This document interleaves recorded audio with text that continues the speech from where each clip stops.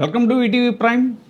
ఉద్యోగులను మోసం చేయడానికి చాలా తెలివిగా అతి తెలివిగా పావులు కలుపుతున్నారు ముఖ్యమంత్రి గారు. ఉద్యోగులకు ఒక హెచ్చరిక లాంటిది. అంటే మీకు జీతాలు ఇవ్వడమే ఎక్కువ, జీతాలు ఇవ్వడానికి ఇబ్బంది పడుతున్నాం, 1వ తారీఖు మీకు జీతాలు ఇవ్వడమే గొప్ప, కాబట్టి మీరు ప్రభుత్వం నుంచి డిఏలు గాని పిఆర్సీ గాని ఐఆర్లు గాని ఇలాంటివన్నీ ఏమీ ఆశించకండి అని ఉద్యోగులను మానసికంగా ప్రిపేర్ చేయడానికి.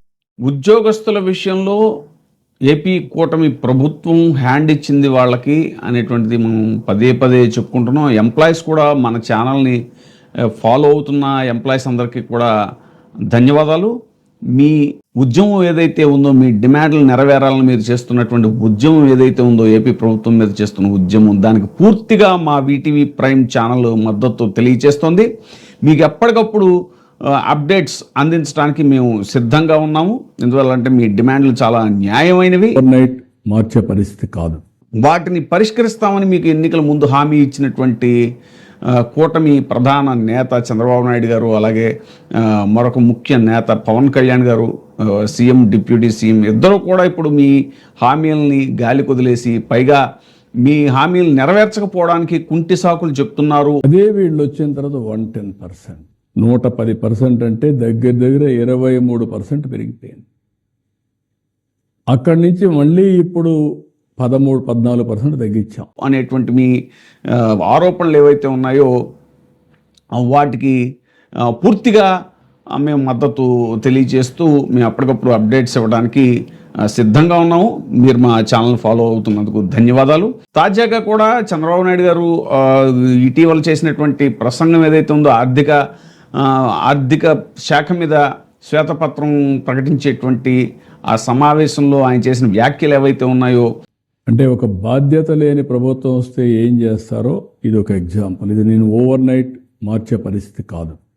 సొంత స్టేట్ రెవెన్యూ మొత్తం దాదాపు 90-95% ఉద్యోగులకే వెళ్ళిపోతుంది అనేటువంటిది.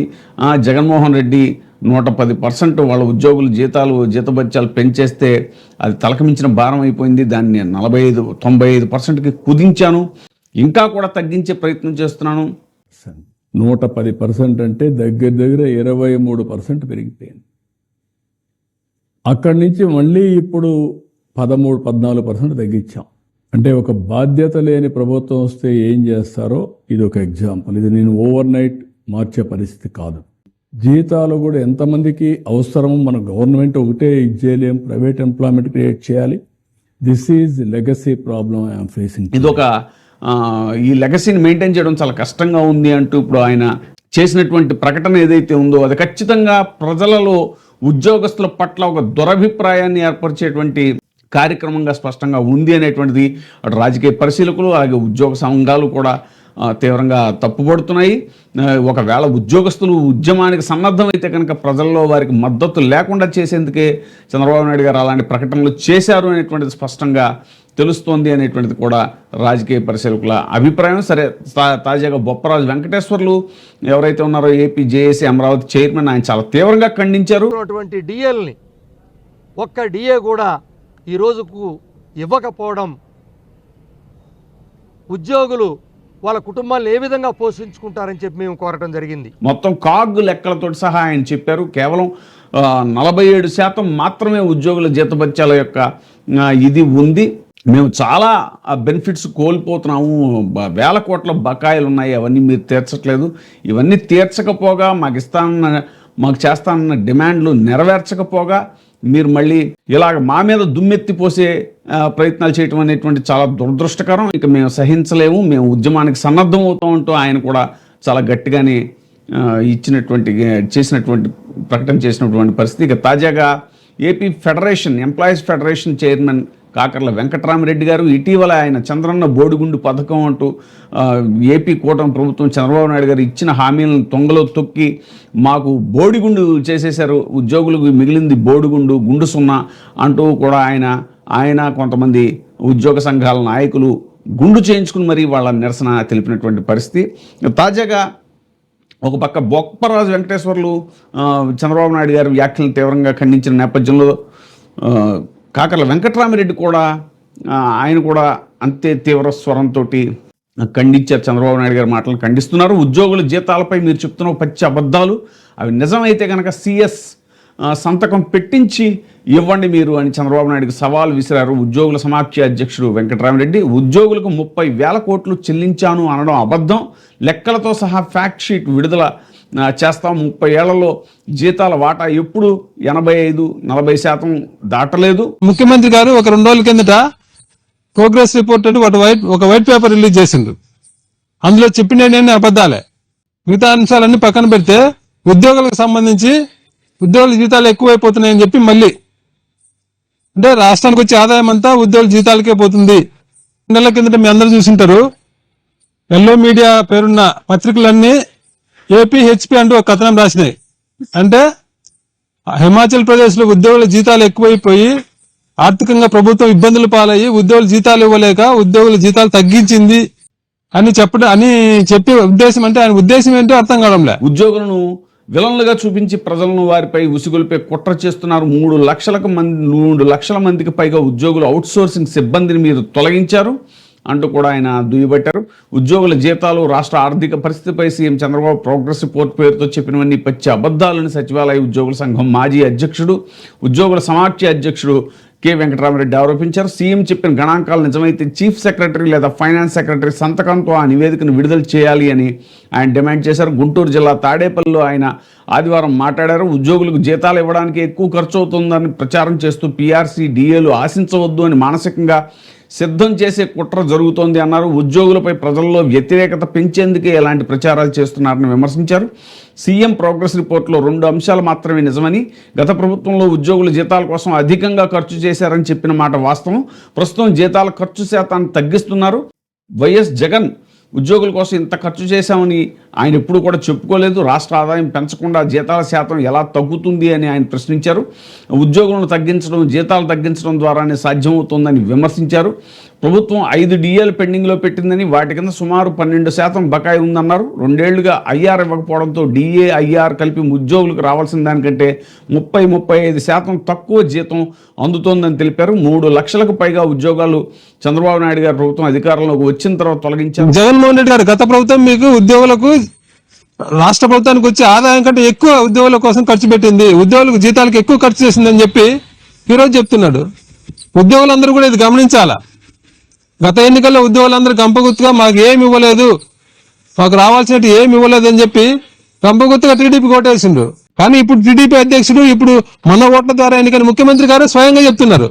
అదే వీళ్ళు వచ్చిన తర్వాత 110%, 110% అంటే దగ్గర 23% పెరిగిపోయింది. అక్కడి నుంచి మళ్ళీ ఇప్పుడు 13-14% తగ్గించాం. అంటే ఒక బాధ్యత లేని ప్రభుత్వం వస్తే ఏం చేస్తారో. గత ప్రభుత్వం ఉద్యోగులకు బాగా ఇచ్చింది, వచ్చిన ఆదాయం కంటే ఎక్కువ జీతాలు ఇచ్చింది అని చెప్పి ముఖ్యమంత్రి గారు చెప్తున్నారు. కాబట్టి ఉద్యోగులందరూ కూడా ఇది గమనించాలి. 2.71 లక్షల మంది వాలంటీర్లు, 27,000 రేషన్ బియ్యం పంపిణీ ఆపరేటర్లు, 12,000 ఎక్సైజ్ షాపు సిబ్బందితో పాటు విఓఏ అవుట్సోర్సింగ్ కాంట్రాక్ట్ ఉద్యోగులు కలిపి మొత్తం 3.20 లక్షల మందిని తొలగించింది ఈ కూటమి ప్రభుత్వం అని వెంకటరామరెడ్డి ఆరోపించారు. ఇంతమందిని తొలగించి మిగిలిన ఉద్యోగులకు తక్కువ జీతాలు ఇస్తూ దాన్ని గొప్పగా ప్రచారం చేసుకోవడం సిగ్గుమాలిన చర్య అని కూడా ఆయన అన్నారు. ఉద్యోగులకు 30,000 కోట్ల రూపాయలు బకాయిలు చెల్లించామని సీఎం చెప్పడం పైన కూడా అభ్యంతరం తెలిపారు. 2024 జూలైలో ప్రభుత్వం విడుదల చేసినటువంటి శ్వేతపత్రం ప్రకారం ఉద్యోగులకు చెల్లించాల్సిన బకాయిలు 22,980 కోట్లని తెలిపారు. ఇందులో 11 డిఏలకు సంబంధించిన అరియర్స్, పిఆర్సీ అరియర్స్, సరెండర్లు బిల్లులు ఎక్కువగా ఉన్నాయని, 11 డిఏ బకాయిల్లో 1 డిఏ మినహా మిగతా చెల్లించలేదన్నారు. 30,000 కోట్లు ఎవరికి చెల్లించారో ప్రభుత్వం స్పష్టం చేయాలని కూడా ఆయన డిమాండ్ చేశారు. ప్రతి ఏటా బడ్జెట్తో పాటు అసెంబ్లీకి సమర్పించే సోషియో ఎకనామిక్ సర్వేని ఈసారి బడ్జెట్ ప్రవేశపెట్టి 4 నెలలు దాటినా కూడా విడుదల చేయలేదు అని విమర్శించారు. రాష్ట్ర ప్రభుత్వం మొత్తం ఖర్చులో ఉద్యోగులపై చేసే వ్యయం 35-40% మాత్రమే ఉంటుందని, కరోనా సమయంలో మాత్రమే అది 40% దాటింది అన్నారు. ఆ సమయంలోనూ జగన్మోహన్ రెడ్డి గారి ప్రభుత్వం 27% ఐఆర్, 23% ఫిట్మెంట్, పిఆర్సీ అమలు చేసిందని గుర్తు చేశారు. ప్రభుత్వం విలాసాలు, ఈవెంట్ల కోసం భారీగా ఖర్చు చేస్తుందని, ఉద్యోగులకు మాత్రం కనీస డిఏ కూడా ఇవ్వట్లేదని విమర్శించారు. కూటమి ప్రభుత్వ తప్పుడు ప్రచారంపై ఉద్యోగులు ఐక్యంగా పోరాడాలి అని వెంకటరామరెడ్డి పిలుపునిచ్చారు. ఇక ఆర్టీసీ ఉద్యోగుల ఉద్యమానికి కూడా ఏపీ ఎన్జిఓ సంపూర్ణ మద్దతు ప్రకటించింది. Andhra Pradesh public transport department APPTD RTC ఉద్యోగుల ఉద్యమానికి ఏపీ జేఏసీ,